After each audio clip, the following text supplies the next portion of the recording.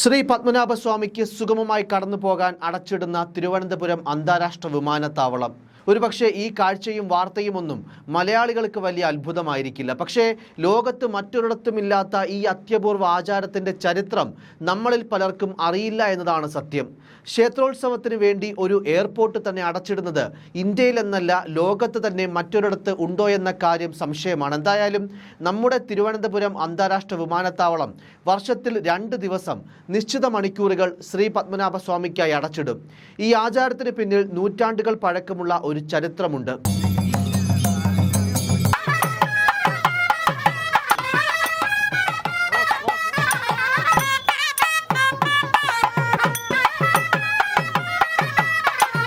വർത്തമാനകാല ഇന്ത്യയിലെ ഏറ്റവും സമ്പന്നമായ ക്ഷേത്രങ്ങളിൽ ഒന്നായാണ് തിരുവനന്തപുരത്തെ ശ്രീ പത്മനാഭസ്വാമി ക്ഷേത്രത്തെ കണക്കാക്കുന്നത്.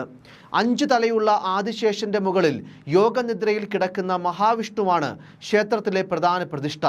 ക്ഷേത്രത്തിലെ 2 പ്രധാന ഉത്സവങ്ങളാണ് പൈങ്കുനി ആറാട്ടും അൽപ്പശി ആറാട്ടും. പരമ്പരാഗതമായി നടക്കുന്ന ഈ ആറാട്ടുത്സവങ്ങൾ വർഷത്തിൽ 2 തവണയാണ് നടത്തുന്നത്. മാർച്ച് ഏപ്രിൽ മാസത്തിനിടയിൽ നടത്തുന്ന പൈങ്കുനി ആറാട്ടും ഒക്ടോബർ നവംബർ മാസങ്ങൾക്കിടയിൽ നടക്കുന്ന അൽപ്പശി ആറാട്ടും. ഈ ആറാട്ടുത്സവങ്ങളുടെ ഭാഗമായ ഘോഷയാത്ര തിരുവനന്തപുരം അന്താരാഷ്ട്ര വിമാനത്താവളത്തിൻ്റെ റൺവേയിലൂടെ കടന്നു പോകാൻ വേണ്ടിയാണ് ഈ സമയങ്ങളിൽ വിമാനത്താവളം താൽക്കാലികമായി അടച്ചിടുകയും വിമാനങ്ങളുടെ സമയം പുനഃക്രമീകരിക്കുകയും ചെയ്യുന്നത്.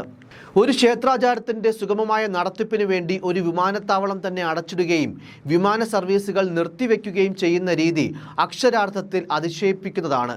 ഇതിനു പിന്നിലെ ചരിത്രം കൃത്യമായി തന്നെ പറയാം. 18-ാം നൂറ്റാണ്ടിൽ അനിഴം തിരുനാൾ മാർത്താണ്ഡവർമ്മയുടെ കാലത്താണ് ഈ ക്ഷേത്രാചാര ചടങ്ങുകൾ ആരംഭിക്കുന്നത് എന്നാണ് ചരിത്രം പറയുന്നത്. പിന്നീട് 1932-ൽ ശ്രീ ചിത്ര തിരുനാൾ ബാലരാമവർമ്മയുടെ കാലത്ത് രാജകുടുംബത്തിന്റെ സ്വകാര്യ സ്വത്തായിരുന്ന ഭൂമി വിമാനത്താവളത്തിനായി നൽകിയത് ചില വ്യവസ്ഥകളോടുകൂടിയായിരുന്നു. വർഷത്തിൽ 363 ദിവസം വിമാനത്താവളത്തിന്റെ ഉപയോഗത്തിനും 2 ദിവസം പത്മനാഭസ്വാമി ക്ഷേത്രത്തിന്റെ ഘോഷയാത്രയ്ക്കും ഈ സ്ഥലം നൽകണമെന്നായിരുന്നു ആ വ്യവസ്ഥ.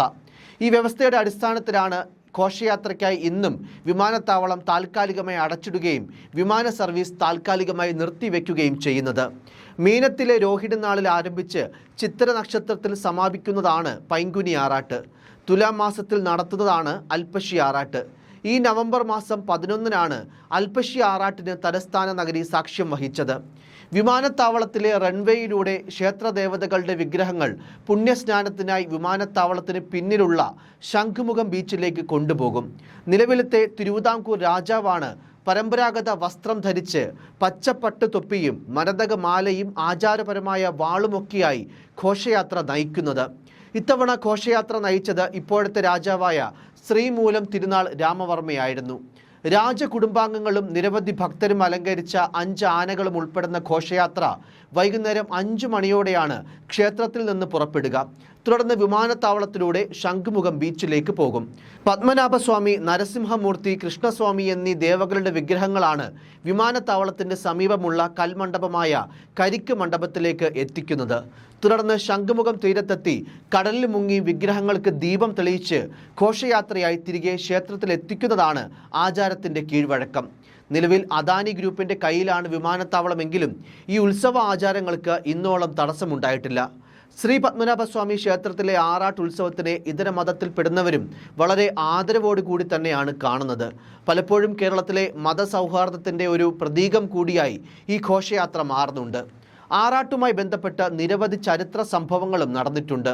അതിൽ പ്രസിദ്ധമാണ് രാജാവിനെ വധിക്കാൻ ശ്രമിച്ച 8 വീട്ടിൽ പിള്ളമാരുടെ ചരിത്രം.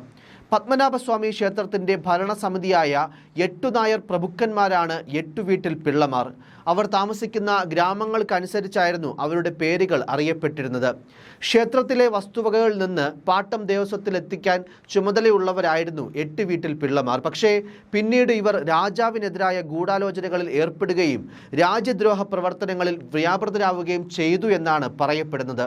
അതിൻ്റെ ഭാഗമായി പലതവണ അനിഴം തിരുനാൾ മാർത്താണ്ഡവർമ്മ മഹാരാജാവിനെ വകവരുത്താൻ ഇവർ ശ്രമം നടത്തുകയുണ്ടായി. ആറാട്ട് എഴുന്നള്ളിപ്പ് സമയത്ത് മാർത്താണ്ഡവർമ്മ മഹാരാജാവിനെ വധിക്കാൻ ഇവർ പദ്ധതിയിട്ടിരുന്നു. എന്നാൽ ഗൂഢാലോചന പിടിക്കപ്പെടുകയും തുടർന്ന് വിചാരണ നടത്തി 8 വീട്ടിൽ പിള്ളമാരെ വധിക്കാൻ രാജാവ് ഉത്തരവിടുകയും ചെയ്തു എന്നാണ് ചരിത്രരേഖകൾ. എന്തിനേറെ, ഇന്ദിരാഗാന്ധി വധിക്കപ്പെട്ട സംഘർഷ സാഹചര്യത്തിൽ പോലും ക്ഷേത്രാചാരം നടന്നിരുന്നു. അന്നത്തെ രാജാവായ ശ്രീ ചിത്തിര തിരുനാൾ ബാലരാമവർമ്മയ്ക്ക് പോലീസിൽ നിന്നും മറ്റ് സുഹൃത്തുക്കളിൽ നിന്നും അക്രമ സാധ്യതയെക്കുറിച്ച് മുന്നറിയിപ്പുണ്ടായിരുന്നു. പക്ഷേ ചിത്തിര തിരുനാൾ നിർഭയം ക്ഷേത്രാചാര ചടങ്ങ് നടത്തുകയായിരുന്നു. കസവ് മുണ്ട് ധരിക്കേണ്ടിയിരുന്നിടത്ത് കറുത്ത കരയുള്ള മുണ്ട് ധരിച്ചാണ് ഘോഷയാത്ര അദ്ദേഹം നയിച്ചത്. ഒരു തടസ്സവുമില്ലാതെ ഘോഷയാത്ര ചടങ്ങ് പൂർത്തിയാക്കാൻ അദ്ദേഹത്തിന് സാധിച്ചിരുന്നു.